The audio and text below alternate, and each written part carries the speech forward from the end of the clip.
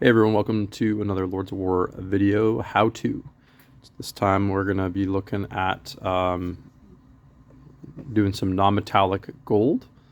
And this is sort of like my, I'm going to say like cheater technique. But I've found like starting with the contrast paints can give you some nice, really nice, a really nice starting point to do some non-metallic gold. So we're going to take this model I've done in a previous video, just added some snakebite leather here to the shoulder pad. And we're going to build off of that. We've got a couple colors here on the palette you can see. We're going with just some AK stuff today. We got sand yellow, white, black, and some, I was going to say fiery orange. It's light orange. And yeah, so you can kind of change this up depending on the type of gold you want. So this color is really going to, this like first color is really going to determine the type of gold you end up with. So you can go with something a lot more desaturated if you want something more old and tarnished, or you can intensify the color and go with more of a traditional yellow if you want like a really bright sort of gold. Either way, I kind of chose something in the middle. Let's get started here. We're just going to take, we have our wet palette here, Everlasting wet palette, and I've got my gold series Green Stuff World brush number 2, and we're going to start painting. All right. So we want our paint really nice and thin, obviously, because we're going to be glazing this on.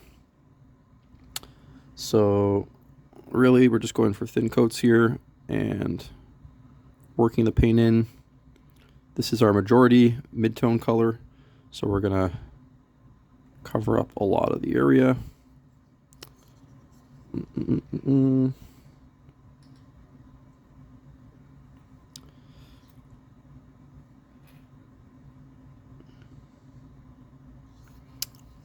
The nice thing about glazing is you can, I like to use my thumb, as you can see. It's not the best habit in the world, but I find it helps me get a lot of the extra pigment I don't want on the brush off of the brush. So I'm going to hit the edges here. I find these points here. I'm kind of doing a quick job. You can be a little bit more precise in yours. Just trying to give you the broad strokes here. And the nice thing about glazing is the paint does dry very quickly. So we can add the next little micro layer relatively fast here. So that looks like it's dry already on top here, and I'm going to build up that color towards the point of light, which on these sort of shoulder pads is going to be centered to the top here in the middle. So I'm just going to get a nice horrible crack here in the middle, which, you know, obviously I was too lazy to fix. It's a tutorial model. Come on, guys, take it easy on me here, okay?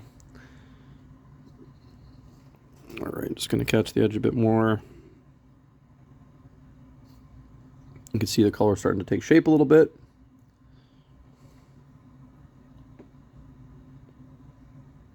The real thing you're trying to achieve with the non-metallic effect is the number one thing is contrast. So you really want to show from dark to light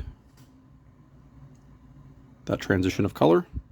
That is how you get the most impact with your non-metallic effects. So we don't want to erase all of our deeper tone. We want to have some of that left over still. Okay, so we've got quite a bit of color there now on the pad.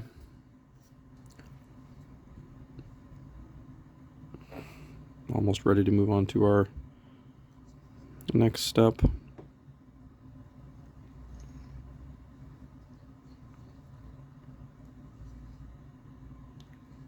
There we go, it's focusing.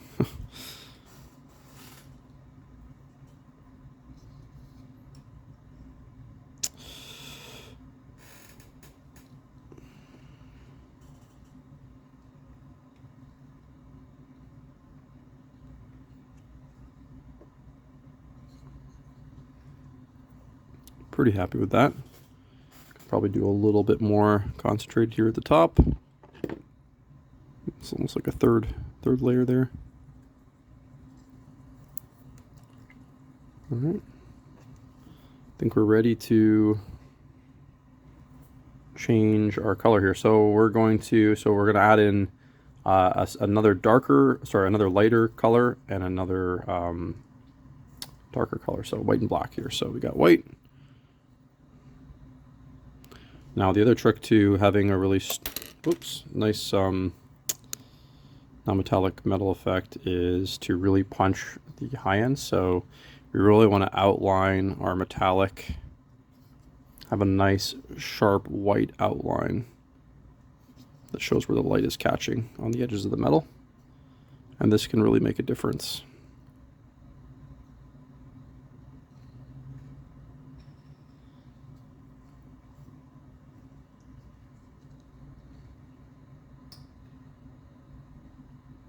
You may want to use a slightly smaller brush for this step.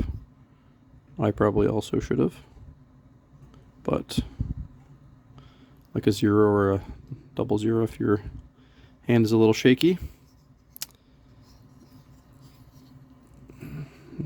With the 2, I'm kind of just doing more of a side painting here just to kind of catch the edge.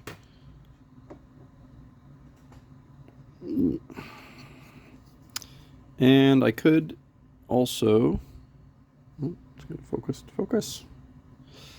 I could also take a bit of white and do sort of like a light spot on, usually have these on like round surfaces with metals where the light kind of hits at the top point here. So just going to kind of add a little light spot to the top there. Boom. A swang effect, if you will. A swing or a swang, I forget the swing. It's like when the thing's turning in the sun, it just goes bing, bing, shines right back in your face.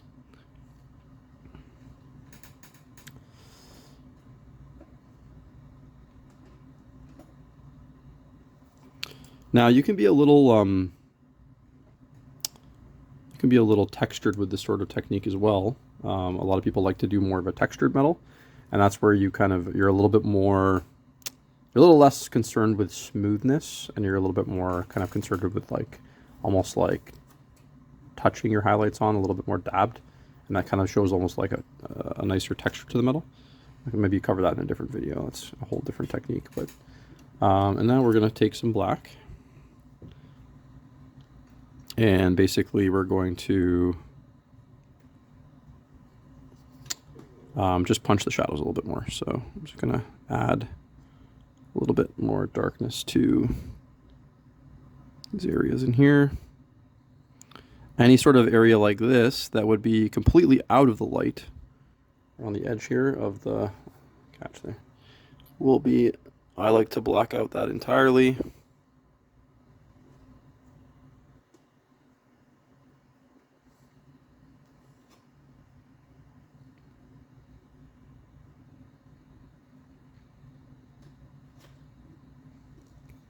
There you go. See, it looks like starts to look quite sharp.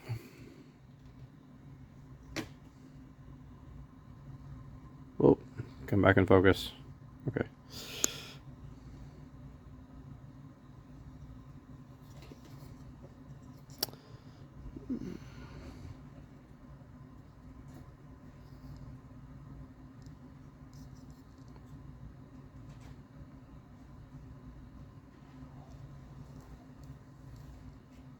And now you can kind of sort of take a look at like the actual volume, and if you want to play around with, maybe there's a bit more shadow back here, you can kind of create those areas now. So maybe I want a little bit of a shadow here in this area here. I can add that in. Maybe we have one over here as well. We definitely have one here.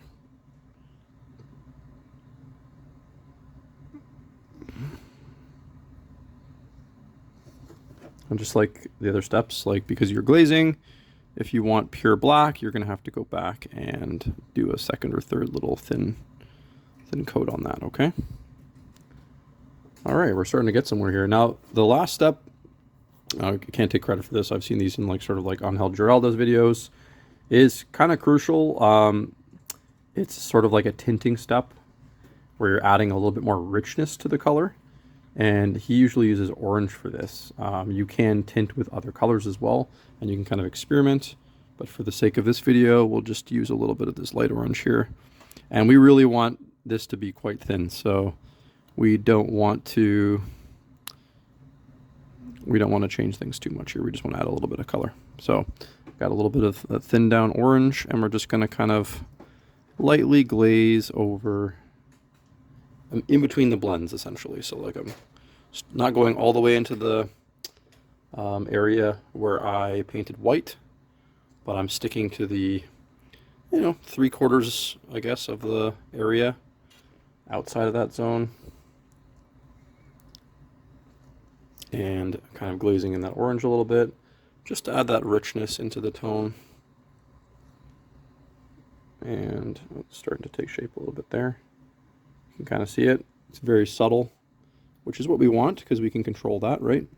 If we want more of that, we can add more, right? So it's starting to dry, and we're going to put a little bit more in, because I like my colors to be pretty rich. I'll put a little bit more in here towards the bottom.